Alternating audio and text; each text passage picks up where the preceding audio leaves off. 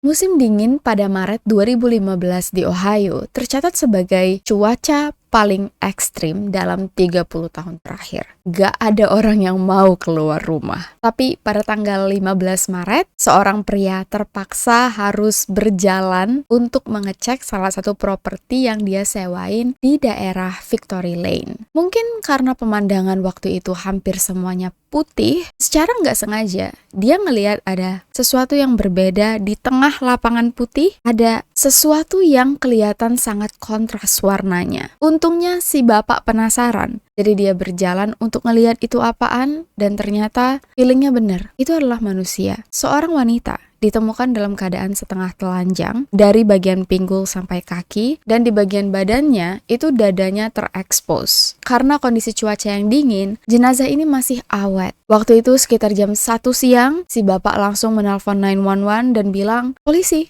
aku menemukan jenazah wanita." Waktu pihak kepolisian datang ke TKP, awalnya mereka nggak percaya. Di kota Lakewood ini, hampir nggak pernah ada pembunuhan. Pihak kepolisian yang menangani kasus ini, banyak yang belum pernah nanganin kasus pembunuhan. Bahkan dalam 30 tahun terakhir, mungkin cuma ada 2 kasus. Jadi memang tempat yang sangat aman. Banyak yang memilih untuk tinggal di sini karena terkenal tingkat kriminalitasnya rendah. Mereka nggak ahli dalam kasus pembunuhan. Tapi dalam sekali lihat, mereka tahu wanita ini pasti menjadi korban kekerasan seksual atau pemerkosaan. Kelihatan dari bagaimana jenazah ditemukan. Dan karena polisi nggak menemukan satupun barang milik korban yang bisa digunakan untuk diidentifikasi atau disebarkan ke orang-orang untuk mengetahui identitasnya, pihak kepolisian dihadapkan dengan 2 pilihan. Cukup ngumumin ke orang-orang bahwa mereka menemukan jenazah wanita atau menyebarkan wajah korban. Kalau mau ngomong secara etika, polisi ngerasa bersalah untuk menyebarkan wajah korban. Tapi mereka bertanya ke diri mereka lagi, kalau misalnya korban adalah anak atau saudara mereka, apa yang bakal mereka lakukan? Akhirnya, pihak kepolisian setuju mereka akan menyebarkan wajah korban supaya cepat ditemukan oleh keluarga. Waktu foto jenazah tersebar di kalangan publik, banyak banget yang marah. Kenapa pihak kepolisian nyebarin foto korban kayak begini? Tapi terbukti, dalam waktu 1 jam, polisi langsung mendapatkan telepon dari seorang ibu yang histeris, menangis dan meraung-raung. "Pak polisi, jenazah itu adalah anak saya yang hilang beberapa hari ini." Dan ini adalah kasus Rochelle Shelley Tyburski. Welcome to Ruang Gelap.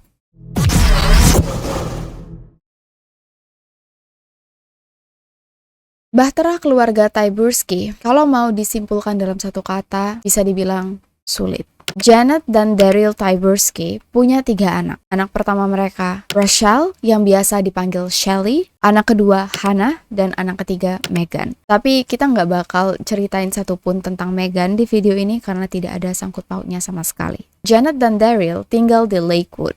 Secara finansial mereka sangat stabil. Dulu Daryl adalah atlet sepak bola yang kemudian menjadi pengacara yang menangani kasus kejahatan yang sukses. Karenanya Janet nggak bekerja, dia jadi ibu rumah tangga. Daryl terkenal sebagai pria yang sangat ramah, disukai oleh warga sekitar. Bertubuh gempal, mudah berbaur, dan sangat akrab dengan anak-anaknya. Tapi di tahun 1999, menjelang 1 minggu sebelum ulang tahunnya yang ke-33, waktu itu Daryl baru aja menghadiri pesta bersama teman-teman di kantornya, dan mungkin karena sedikit dalam pengaruh alkohol atau karena cuaca yang cukup gelap waktu itu, karena udah malam, Daryl mengalami kecelakaan. Dia menabrak pagar pembatas jalan di daerah Cleveland, dan kecelakaan ini membuat Daryl meninggal dunia di tempat. Sejak saat itu, kehidupan keluarga yang dia tinggalkan gak pernah sama lagi. Daryl meninggal waktu Shelley masih berusia 8 tahun. Dia masih punya 2 adik, dan Janet sebagai satu-satunya orang tua yang tersisa, banting tulang berusaha untuk menghidupi keluarganya. Dari yang ibu rumah tangga, sekarang harus kerja apapun itu, dan sering kali Janet rasanya pengen nyerah. Janet yang tertekan setelah ditinggal, harus mengurusi 3 anaknya sendirian, ditambah lagi dengan musibah saat tahu Shelley mengalami gangguan kepribadian. Menurut para dokter, Shelley mengalami perubahan psikologis karena shock ditinggal oleh sang ayah, apalagi karena Shelley sangat-sangat akrab dengan Daryl. Dan sejak saat itu,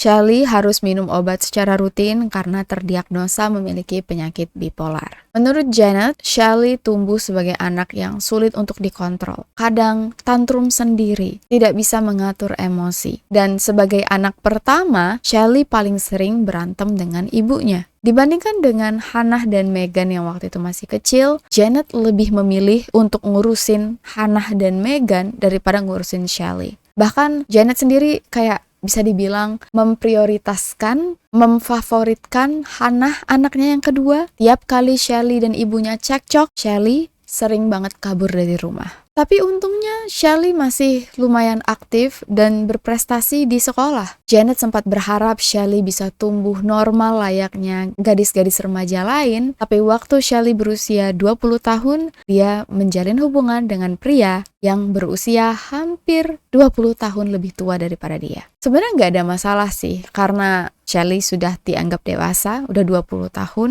Cuman yang jadi PR bagi Janet yang membuat dia kurang suka dengan hubungan ini, karena sang pacar yang bernama Tommy punya background yang gak jelas. Tommy dulunya sempat menikah tapi sudah bercerai dan sehari-harinya bekerja sebagai musisi yang sering mabuk-mabukan. Janet rasanya gatel pengen menghentikan hubungan ini, tapi nggak bisa karena bukan haknya. Dan dalam jangka waktu beberapa bulan kemudian, Shelly hamil dan melahirkan anak pertamanya yang diberi nama Cole. Gak lama setelah Cole lahir, Shelly dan Tommy putus. Shelly yang tadinya tinggal bareng dengan Tommy terpaksa keluar dari rumah dan kembali tinggal bersama Janet. Kebetulan kedua adiknya juga sudah mulai kuliah dan semuanya tinggal di asrama. Jadi di rumah itu memang tinggal Janet, Shelly, dan Cole. Janet sayang banget sama cucunya. Meskipun dia nggak suka dengan Tommy, tapi dia bener-bener protektif banget dengan cucunya. Nah, suatu hari di tanggal 13 Maret 2015, lagi-lagi Janet dan Shelly berantem. Kayak ya ibu dan anak biasa. Dan Shelly memutuskan untuk melarikan diri dari rumah. Kabur kayak biasanya. Kebiasaan dari kecil. Janet cerita ke polisi, "Aku nyesel banget Pak Polisi, aku berantem dengan dia malam itu. Aku nyesel banget." Waktu Shelly bilang dia mau kabur dari rumah, aku suruh ya udah pergi aja dari rumah. Karena aku nggak nyangka dia bakal benar-benar menghilang dan aku nggak bakal ketemu sama dia lagi. Dan itu terakhir kalinya aku bertemu dengan Shelly sebelum tiba-tiba aku melihat wajahnya sudah dalam keadaan beku dan tidak bernyawa. Waktu pihak kepolisian mendengar cerita Janet, hal pertama yang mereka tanya, "Ibu tahu nggak Shelly pergi kemana?" Dan Janet tahu persis jawabannya. Meskipun waktu itu aku nggak ngeliat siapa yang jemput dia, Pak Polisi, tapi aku dengar ada suara mobil. Shelly keluar dari rumah, masuk ke dalam mobil, terus mobilnya pergi. Dan karena aku terlalu marah, aku nggak ngintip. Waktu aku dengar suara pintu ditutup, aku bodo amat. Waktu itu perhatian aku hanya kepada Cole, cucu aku. Jadi aku nggak tahu siapa yang jemput, tapi udah pasti itu adalah mantan pacarnya Shelly yang bernama Tommy. Dalam semua kasus, hampir selalu yang menjadi tersangka utama dan biasanya memang pelaku adalah pasangan korban. Jadi wajar kalau polisi waktu itu langsung punya firasat gak enak tentang Tommy. Di saat yang bersamaan, pihak kepolisian juga mendapatkan berita bahwa dari hasil pemeriksaan sementara tidak ditemukan luka tajam pada tubuh Shelly. Bukan karena dia ditembak atau ditusuk. Jadi diyakini Shelly meninggal karena pukulan benda tumpul di bagian kepala dan leher karena memang bagian ini yang paling berdarah. Ditemukan juga beberapa luka lebam di sekitar bagian pergelangan tangan yang membuat polisi yakin kemungkinan besar Shelly diculik, diperkaos, lalu dihabisi. Pelakunya pasti pria.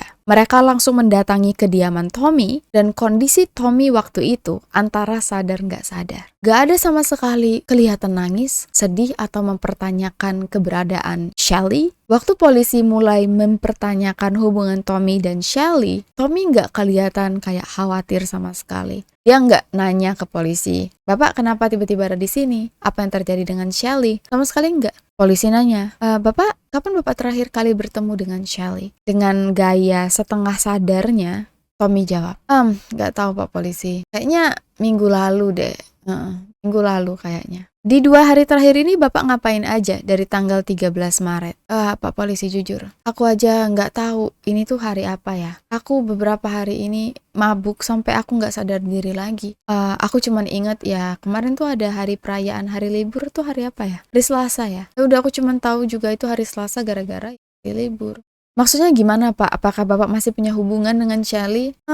Nggak tahu ya Pak. Kadang dia datang, ya udah kita pesta-pesta. Kita udah nggak ada hubungan apa-apa lagi, tapi kadang jadi friends with benefit aja. Intinya, dari hasil pembicaraan ini, Tommy mengaku nggak inget sama sekali apa yang dia lakuin 4-5 hari terakhir. Karena dia full mabok, nggak tahu juga pakai obat-obatan atau enggak. Yang jelas dia nggak tahu, tapi dia yakin dia nggak ketemu dengan Shelly sama sekali. Kecurigaan polisi makin bertambah waktu Janet bilang Tommy punya masa lalu yang berhubungan dengan kekerasan. Makanya Tommy dibawa oleh polisi untuk diinterogasi secara ofisial di kantor polisi selama 6 jam. Mereka yakin banget Tommy adalah pelakunya. Dia nggak punya alibi. Enak banget dia ngaku nggak inget apa-apa. Dan setelah interogasi selama 6 jam, Tommy nggak ngerubah ceritanya.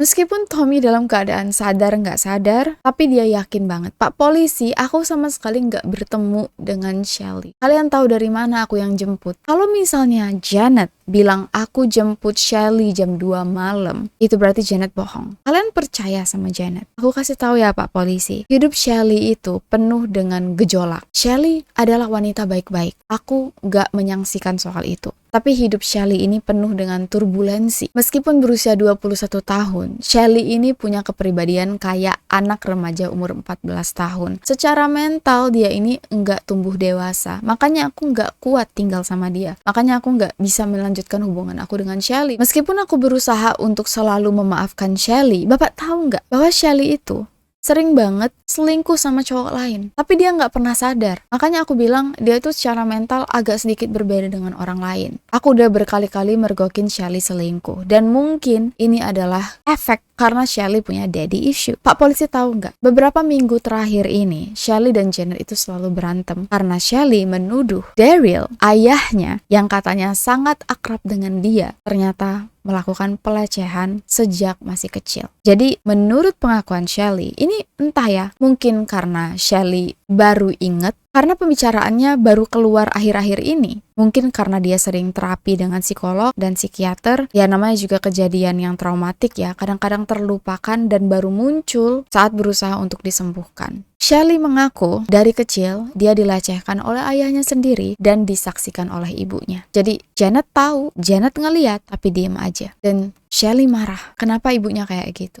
Karena banyak yang bilang dulu Shelly akrab dengan Daryl, jadi ada kemungkinan Shelly nggak sadar kalau ayahnya melakukan perbuatan yang tidak senonoh ke dia waktu masih kecil. Terus waktu dewasa dia lupa karena dia berusaha untuk sembuh dari penyakit bipolarnya yang mungkin gara-gara kejadian traumatis tadi, ingatan ini muncul dan dia berantem dengan ibunya. Nih ya Pak polisi, Shelly cerita dengan aku, dia berusaha untuk mengkonfrontasi ibunya, tapi ibunya diam aja dan bilang, kamu jangan menuduh-nuduh kamu. Yang makin membuat Shelly marah karena ibunya masih menolak untuk mengakui. Intinya Pak polisi, percuma kalian berusaha untuk dapetin cerita dari aku karena bukan aku pelakunya, aku nggak tahu apa-apa. Janet bohong, siapapun yang menjemput Shelly malam itu bukan aku. Dan di saat yang bersamaan, waktu lagi diinterogasi selama 6 jam, polisi dapat telepon lagi dari pihak rumah sakit yang melakukan autopsi. Dan mereka 100% percaya, confirm tidak ada ditemukan bukti pelecehan seksual terhadap Shelly. Jadi meskipun ditemukan dalam keadaan setengah telanjang, dadanya terlihat, sama sekali nggak ada perlakuan seksual sama sekali. Shelly meninggal karena kemungkinan besar dibekap dan ada bekas pencekikan secara manual di bagian leher. Yang menurut ahli, kalau tidak ada bekas pelecehan sama sekali, tapi ditemukan dalam keadaan kayak gini, kemungkinan besar pelakunya berusaha untuk membuat meninggalnya Shelly seolah-olah tindakan kejahatan. Dan dari hasil pencekikan, ada kemungkinan pelakunya adalah orang terdekat. Dan karena banyak salju di situ, harusnya seenggak-enggaknya, kalau misalnya Shelly dihabisi di tengah jalan, pasti ada darah, bekas kaki. Tapi salju putih, tidak ada noda darah sama sekali kecuali dari jenazah Shelly sendiri. Yang membuat polisi yakin, oke, Shelly dibuang langsung di situ. Kejadian aslinya terjadi di tempat lain. Setelah mendengar cerita dari Tommy tentang kasus pelecehan, polisi mulai mikir, kalau memang Tommy benar dan Janet yang bohong, berarti kita harus tanya ke adik-adik dari Shelly. Karena pasti adik-adik ini tahu apa yang terjadi. Tommy dibebaskan dan kini polisi kembali ke rumah Janet untuk melakukan investigasi. Mereka memanggil Hannah sebagai saksi. Dan waktu diinterogasi oleh polisi, Hannah shock sampai nggak bisa ngomong. Benar-benar nggak sepatah kata pun keluar. Polisi berusaha menenangkan Hannah dan nanya, kapan terakhir kali kamu keluar dari asrama? Hannah bilang dia sama sekali nggak pulang ke rumah, dia tinggal di asrama, nggak tahu apa-apa. Dan polisi nanya, boleh nggak kami periksa HP kamu? Hannah langsung lari keluar, nggak mau menyerahkan HP-nya. Dan menurut polisi, ada sesuatu yang disembunyi. Pihak kepolisian mengecek CCTV di kampus dan mereka melihat bahwa di tanggal 15 Maret, beberapa jam sebelum Shelly ditemukan, Hannah keluar dari asrama. Lalu pihak kepolisian juga mendapat CCTV rekaman dari toko yang ada di sekitar lokasi tempat jenazah ditemukan. Dan mereka melihat sebuah mobil silver minivan lewat dan gak lama kemudian balik lagi.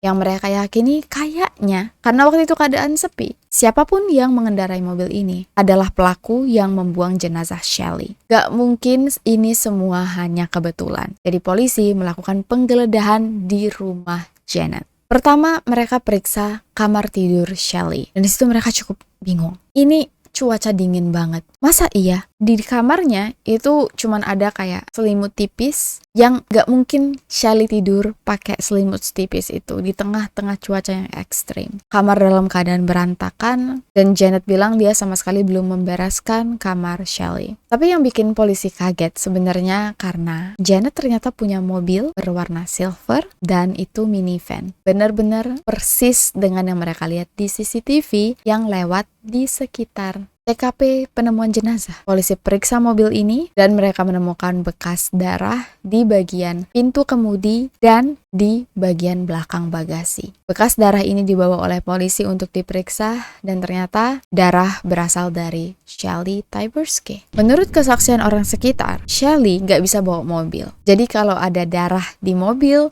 itu pasti Shelly dibawa sudah dalam keadaan meninggal dunia. Polisi dikejutkan dengan bukti yang benar-benar di luar kepala karena siapa yang menyangka bahwa sekarang tersangka utamanya adalah sang ibu sendiri yang menelpon polisi dengan histeris layaknya keluarga korban yang tidak bersalah. Atas bukti-bukti ini, pihak kepolisian mendapat tugas perintah untuk melakukan penangkapan terhadap Janet, tapi mereka nggak langsung bilang ke Janet kalau dia ditangkap. Polisi ngetok pintu dan kayak biasa, Janet menyambut dengan sangat-sangat ramah. Pak polisi, ayo masuk. Gimana Pak polisi? Apa kabar terbaru dari kelanjutan investigasi kematian Shelly, anak saya? Bapak sudah dapat pencerahan? Awalnya pihak kepolisian langsung mau nangkep, tapi karena Janet mulai ngoceh dan menyambut mereka kayak biasa, polisi dengerin dulu. Janet mau ngomong apa? Ya begitulah Bu, kami akhirnya mendapat titik terang di mana Shelly kemungkinan besar mengalami kejahatan ini. Oke, di mana Pak polisi? Apakah aku dalam bahaya? Apakah sekarang aku harus memanggil pengacara? Aku nggak tahu apa-apa Pak polisi. Kami menemukan bekas darah di mobil ibu. Waktu Janet mendengar hal ini, raut mukanya langsung berubah. Pak polisi, kalau gitu aku akan cerita sejujur-jujurnya. Tapi boleh nggak aku telepon dulu anak aku Hannah? Diizinin oleh polisi. Dia telepon Hannah dan dia bilang, halo sayang, maafin ibu ya, sudah menyangkut pautkan kamu dalam kasus ini. Sekarang ibu akan mengakui semuanya di depan polisi. Kamu gak apa-apa ya, kamu yang tenang ya. Maaf banget ibu harus melibatkan kamu. Setelah mematikan telepon, Janet langsung cerita yang sebenarnya terjadi. Menurut Janet, malam itu di tanggal 13 Maret, Shelly berubah. Kepribadiannya yang tidak stabil ini muncul, dia terus-terusan ngamuk, dia bilang, kenapa ibunya dulu gak menyetop perlakuan ayahnya ke dia, dan Shelly berusaha untuk menyakiti secara fisik. Menurut Janet, Shelly mengancam, "Lihat aja ibu nanti juga pergi." Dan Janet merasa terancam. "Aku takut Pak Polisi, nanti cucuku diapa-apain sama dia. Anak ini gak stabil dan aku sudah gak kuat lagi menjaga dia." Jadi ya udah, malam itu aku kasih dia obat. Dan biasanya kalau dia udah minum obat, dia lemes, dia cepet tidur. Begitu Shelly masuk ke kamar untuk tidur, aku kira dia sudah pules. Aku masuk untuk membekap dia, tapi ternyata Shelly terbangun. Jadi aku sempat berantem sama dia sebelum akhirnya aku mencekik Shelly. Kami menemukan juga luka benturan di kepala Shelly. Ini apakah ibu benturkan kepalanya ke lantai? Iya Pak Polisi, di lantai kayu kamarnya. Begitu aku benturkan kepalanya berkali-kali ke lantai, Shelly nggak sadar dan disitulah aku bekap lalu aku cekik. Aku sempat bingung harus aku apakan. Kebetulan badan Shelly ini jauh lebih besar daripada Janet. Jadi Janet bingung. Jenazah Shelly sempat dibiarkan saja di dalam kamar sampai tanggal 15. Janet memutuskan untuk menelpon Hannah yang ada di dalam asrama. Disuruh pulang, bentar lagi bakal dijemput. Begitu Janet jemput Hannah, Janet langsung cerita apa yang terjadi. Dan Hannah nggak tahu harus ngapain. Intinya Janet minta Hannah untuk bantuin buang jenazah Shelly. Aku yakin banget Hannah pasti shock, kakaknya meninggal, tapi pelakunya ibunya sendiri. Jadi dia setuju untuk bantu sang ibu. Mereka angkut jenazah Shelly, dimasukin ke dalam bagasi mobil, dan mereka buang di Victory Lane. Kayak sampah. Ini yang membuat polisi antara percaya nggak percaya. Kalau memang Janet membunuh Shelly untuk menyelamatkan cucunya, tetap aja ini nggak bisa dibenarkan. Dengan pengakuan ini, Janet dibawa ke kantor polisi, begitu juga dengan Hannah. Dan karena terlibat kasus ini, Hannah kehilangan beasiswanya. Di sepanjang interogasi, Janet minta maaf ke Hannah, "Maaf banget, gara-gara ibu kamu harus mengalami hal ini." Dan polisi sempat simpati, tapi setelah mereka gali lagi latar belakang Janet, mereka mengetahui bahwa ibu berusia 45 tahun ini baru saja kehilangan pekerjaannya dan mendaftarkan asuransi jiwa atas nama Shelly dengan dirinya sebagai penerima jaminan. Asuransi ini senilai kurang lebih $50.000. Jadi menurut polisi sangat-sangat mungkin alasan kenapa Janet menghabisi Shelly karena uang. Polisi sempat meminta kesaksian dari keluarga sekitar dan ibu mertua Janet yang merupakan ibu dari Daryl berusaha untuk membela Janet. Menurut sang ibu mertua, Janet mengalami banyak kesulitan di dalam hidup. Dia tahu persis gimana pontang-pantingnya Janet berusaha menghidupi anak-anaknya selama ini. Jadi dia merasa Janet gak pantas untuk dihukum. Tapi tetap aja, aku sendiri ngerasa gak mungkin membenarkan apa yang dilakukan oleh Janet. Apalagi Janet punya anak, dan kalau emang Janet sayang sama Shelly, harusnya Shelly dibawa ke rumah sakit. Harusnya Janet berusaha untuk membuktikan bahwa Shelly tidak mampu menjadi seorang ibu biar dia bisa menjaga cucunya. Intinya, menyelamatkan bukan berarti menghabisi. Kasus ini tidak dibawa ke pengadilan karena Janet mengaku ke polisi. Dia juga membuat janji kalau polisi mau membebaskan Hannah, meringankan hukuman Hannah, dia bakal menceritakan sejelas-jelasnya. Dan polisi menerima tawaran ini. Hannah hanya mendekam di penjara selama kurang lebih 3 bulan. Dia juga diberi semacam hukuman community service, tapi nggak di penjara, dan juga dikenakan denda $500.000. Sedangkan Janet diberikan hukuman seumur hidup dengan kemungkinan bebas bersyarat setelah 19 tahun mendekam di penjara. Kasus ini benar-benar plot twist. Jarang banget ada wanita yang melakukan pembunuhan tanpa menggunakan racun. Biasanya selalu kan, kalau kita cerita bahkan pembunuh berantai wanita aja pasti menggunakan. Polisi yang sempat kasihan setelah mikir-mikir lagi, Janet tinggalin anaknya gitu aja dibuang kayak sampah dalam keadaan setengah telanjang. Mereka nggak yakin dengan motif yang diberikan oleh Janet. Bisa jadi Janet hanya menggunakan hal ini untuk menutupi keburukannya. Tapi aku penasaran dengan pendapat kalian. Dan itulah cerita tentang kematian Rachel Shelly Tyberski. Lebih dan kurang, aku mohon maaf. I'll see you guys very very soon in the next video. Please stay safe, take care, and stay alive.